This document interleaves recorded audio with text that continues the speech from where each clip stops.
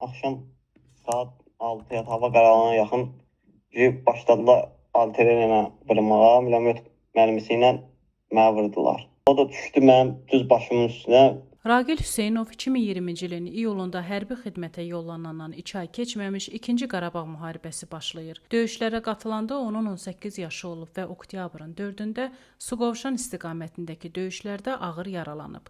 Müdafiə Nazirliyinin 5 il əvvəl verdiyi hərbi həkim komissiyasının qərarında onun dinc və müharibə dövründə hərbi xidmətə yararsız olduğu yazılıb. Barmaqlarımı apardı qəlbə. Başımın üstündə partladı. Boğazımın beləsi yardı buradan beləsi. Bura kimi tikişdi. Alt sənəm yoxdur buradan. Qəlbə parçalayıb. Belə deyim də sizə 2 də şah damar qalmışdı beləsi. Orada da bir gün o vəziyyətdə qalmışam, yaralı vəziyyətdə. Əməliyyatlar və aylarla çəkən müalicələrdən sonra Raqil Hüseynova 5 il müddətinə 2-ci qrup əlillik təyin olunub. Bundan sonra o Salyan rayonunun Qızlağac kəndinə valideynlərinin yanına qayıdıb, ailə quraraq həyatına davam edib. Amma 5 il tamam olandan sonra nə iş tapa bildiyini, nə də əlilliyinin bərpa olunduğunu deyir. Bu il mayın 20-sində travmatologiyadan verilən arayışın diaqnoz hissəsində Raqilin ağrı sindromundan əziyyət çəkdiyi və əlinin funksiyasının pozulduğu yazılıb. Arayışın həkim məsləhəti bölməsində Raqilin xroniki ağrılar, əlilliyə görə hərəkət məhdudiyyəti və şəxsi qulluq üçün köməyə ehtiyacı olduğunu göstərən kodlar qeyd olunub. İnsan sağlamlığını necə itirər?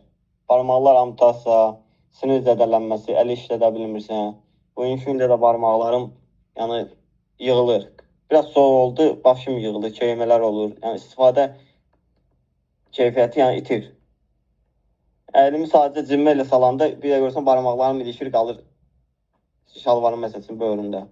Yəni sala bilmirəm. Mən boynum biraz belənsi döndərən kimi, biraz belənsi saxlayan kimi başlayır boynum ağrılar verməyə. Bura. Sol əlim amputasiya olunub. Yəni qəlbə də var, 2 milli qəlbə var barmağımda.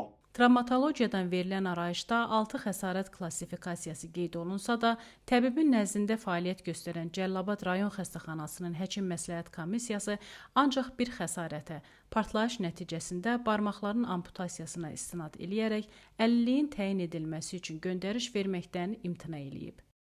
Qəzetçi Raqil Hüseynovun iddiaları ilə bağlı həkim komissiyasının sədri Vüqar Mirzəyevlə əlaqə saxlasa da, video dərc olunana dək cavab ala bilməyib. Evdə bir iş görə bilmirəm. Necə deyim, lapasiya götürüm bir evdə şumluyum. Əlim, əli vermir o. Əlimə lapasiya götürən kimi, 2 də atamdan lapasiya vuran kimi başlayır əllərim qaba bağlamağa. Tuta bilmirəm də, tutma funksiya itir məndə. Bir əsəbləşəndə özümdən çıxıram, idarə edə bilmirəm gözümü. Əsəbləşən titrəmələr olur məndə, əsmələr olur.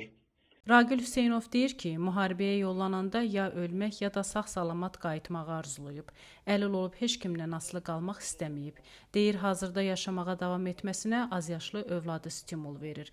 Ancaq təəssüflə deyir ki, ailəsinin ehtiyaclarını qarşılaya bilməməsi bir ata kimi onu çox utandırır. Onun məktəbi var, obursu var, bubursu var.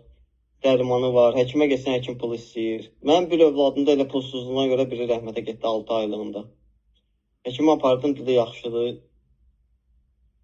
Bir gündən sonra uşaq rəhmətə getdi. Mən neyniyə bilərəm? Sabah bir gündə övladım oğlan qaldı, qızı rəhmətə getdi. Oğlandı, sabah 18 yaşına çatanda məndən soruşmayacaqlar, övladı aparaq əsgərliyə, aparmayaq. Bugünkü gündə nə vəziyyətdə yaşayır? Nə əlillik, nə də sağlamlıq haqqında arayış ala bildiyini deyən Qarabağ qazisi 3-cü aydır müharibədə iştirakçılığa görə verilən təqaüdü də ala bilmədiyini deyir. 3-cü ayda mən pensiya almıyorum, heç manat da verməyib. Yaxşı, bu kim maraqlanmalıdır? Bu pensiyası kəsilib, ailədə işləyən yox. Qaz puludur, işıq puludur, olub en qədər. Niyə maraqlanmırlar ki, bu insan nəyi yiyir? Vətən uğrunda canından keçib də.